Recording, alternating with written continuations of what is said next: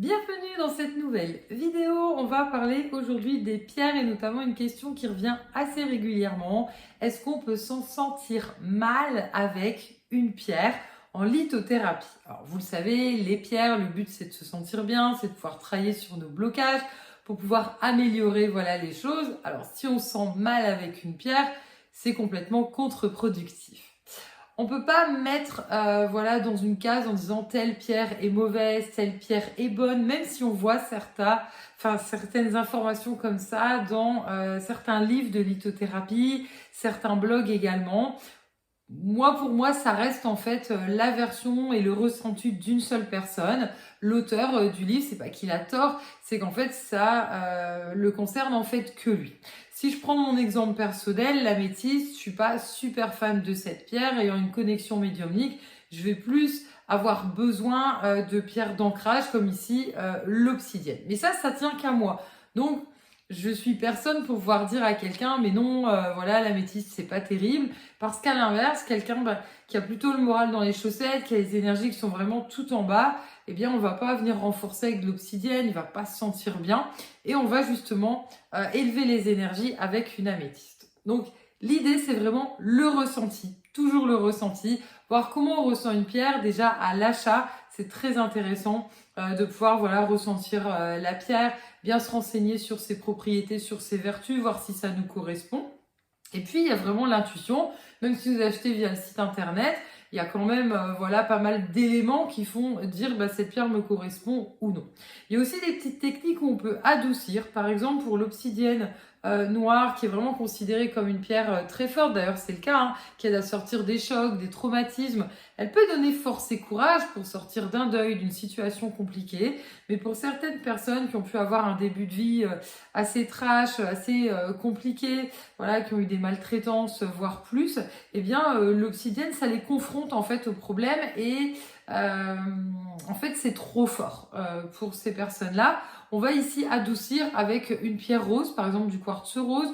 On peut adoucir avec une pierre jaune pour mettre plus de lumière comme la citrine, ou on part sur d'autres variétés aussi. Au lieu de partir sur l'obsidienne noire, eh bien on va partir sur obsidienne neige mouchetée ou sur l'obsidienne acajou, également l'obsidienne dorée qui va être un petit peu plus lumineuse. Elle va pas moins bien travailler, mais au moins on saura travailler avec. Je donne l'exemple de l'améthyste qui est très connu pour améliorer le sommeil, qui va aider pour la médiumnité. Eh bien l'améthyste, il y a quelques cas de personnes qui peuvent se sentir mal avec. Comme je vous expliquais, moi je ne ressens pas le besoin de travailler avec cette pierre. Mais j'ai déjà eu le cas de femmes qui ont besoin de pierres pour les aider par rapport au sommeil, au lâcher prise. Et en fait, le monsieur, leur mari, qui est juste à côté, qui partage le lit conjugal, lui, il n'avait aucun problème de sommeil. Et d'un coup, il va être assez embêté, il va plus avoir du mal à trouver son sommeil, il va se retrouver complètement éveillé. Alors, c'est pas forcément mal, mais il se retrouve déséquilibré parce que il a plutôt besoin parfois d'un ancrage. Donc c'est là où on voit que le ressenti d'une personne à l'autre, c'est complètement différent. Dans ce cas-là, dans ce cas concret, eh bien plutôt que d'utiliser une géode qui va rayonner en fait pour toute une chambre, on part plutôt sur une petite pierre à ce moment-là, juste pour la dame, et puis ça ne concernera pas le monsieur qui sera à côté parce que la pierre elle va vraiment agir s'il n'y a que 2-3 cm uniquement pour madame.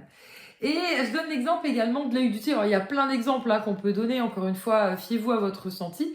L'œil du tigre, ici on l'a en belle pierre brute, est réputé aussi une pierre où on va pas forcément se sentir bien avec. Alors, c'est pas une pierre qui renvoie forcément du négatif, c'est ce qu'on lit souvent, c'est ce qu'on entend souvent, mais c'est une pierre qui booste. Donc c'est vrai que pour quelqu'un qui a pas confiance en lui, qui a besoin vraiment d'un coup de pied aux fesses pour y aller, elle est idéale.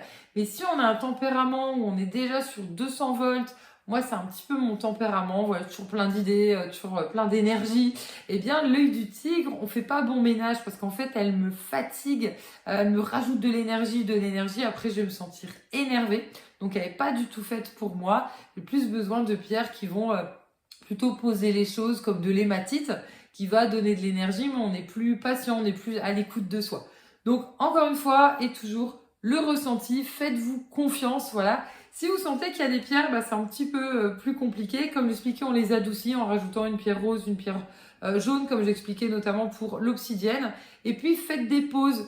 Si vous sentez que c'est trop fort, c'est déjà arrivé pour des bracelets personnalisés où les personnes, c'est tellement fort ce qu'elles ont besoin de travailler qu'au début, elles vont le supporter que quelques heures. Finalement, dans la journée, on met de côté, puis tour à tour, le travail va se faire et ce sera beaucoup plus simple. On peut aussi mettre la nuit sous l'oreiller, ça va travailler sur l'inconscient. Et à ce moment-là, c'est moins trash que travailler directement sur le problème en journée. Donc il y a plein de petites techniques comme ça voilà, que vous pouvez retrouver. Si vous souhaitez aller plus loin, vous pouvez retrouver notre formation complète sur la lithothérapie pour justement apprendre les vertus des pierres, savoir les classer, pourquoi pas faire vous-même d'ailleurs vos bracelets personnalisés pour vous, pour votre entourage. Voilà, et puis vous bénéficiez d'un accès illimité, donc vous pouvez y revenir autant de fois que vous souhaitez, et un certificat nominatif. Et vous pouvez retrouver également nos formations sur le pendule et sur la médiumnité pour développer toutes vos capacités. Vous pouvez retrouver le guide conseil gratuit voilà, sur notre site également, l'aurore-céleste.com, avec toutes les pierres classées par vertu et par nom. Et pour ma part, je vous dis à très bientôt pour une prochaine vidéo.